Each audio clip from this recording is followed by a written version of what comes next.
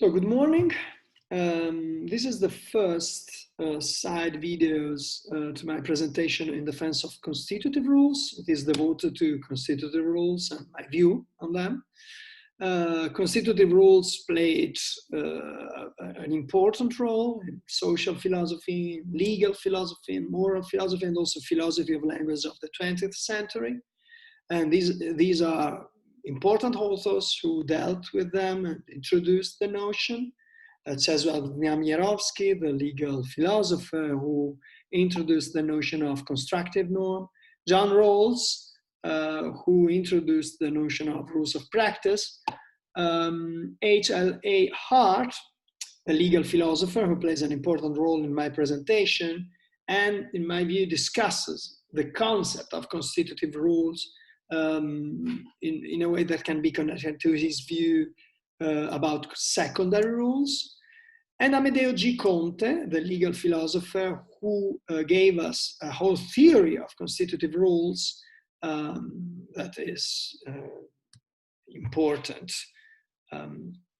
and deep.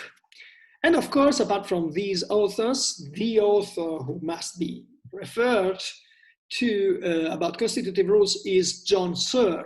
Here you can find two quotations by Searle, one drawn from his How to Derive Ought from Is of 1964, the other drawn from The Construction of Social Reality of 1996. In both quotations you can find the same idea. And the idea is that there are two different kinds of rules, and these there are constitutive and regulative rules, and constitutive rules create a new kind of activity, whereas regulative rules regulate an already existing kind of activity. So two kinds of rules. Now, I want to put forward some points that I think are relevant about constitutive rules and that are often overlooked. So the first point is that constitutive rules do not necessarily have Searle's form, X counts as Y and Z. And this is something that Searle himself has conceded. For example, consider this example by Conte. Bishops must move diagonally. This is a constitutive rule of bishops, but it has the form of a regulative rule.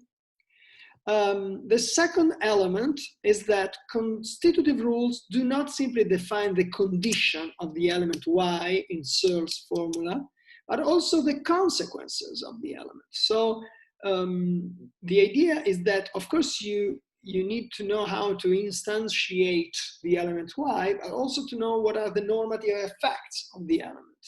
So, for example, if we take Neil McCormick, the legal philosopher, the idea is that apart from institutive rules, you also have consequence rules about the normative effect of the institutional element.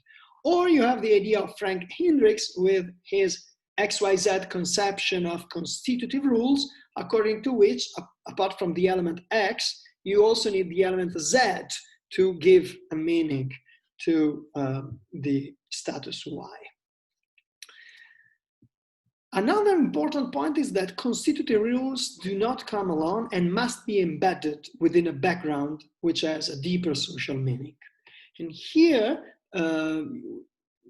we can refer to the important paper Rules and Practices by Hubert Schweitzer of 1969. Schweitzer in that paper shows very well how chess and the system of constitutive rules of chess cannot be understood if you don't understand also the general idea of competitive game.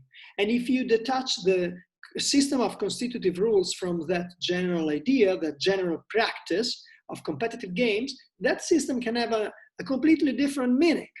So all systems of constitutive rules must be embedded within a meta-institutional context, a meta-institutional background, with a purpose, with an axiology, and which is deeper, as Andrei Marmor, the legal philosopher, says.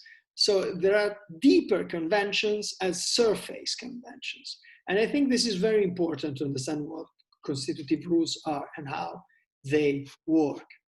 And finally, there can be seemingly regulative rules that are constitutive and seemingly constitutive rules that are regulative. For example, well-educated people do not step onto flower beds. This is a rule that is regulative, and it seems constitutive of education, but it is simply a rule about not stepping onto flower beds. And bottles count as weapons in a pub brawl. This has a count as structure, but it is a technical rule about how to behave in a pub brawl. This is an example by Neil McCormick. So the idea here is that constitutive rules are not identified through a structure, but by a way to use them, the way in which you use them. And this is a pragmatic theory of constitutive rules. So in my view, constitutive is not an adjective that denotes a kind of rules, but rather an adverb that denotes a way to use rules. Thank you.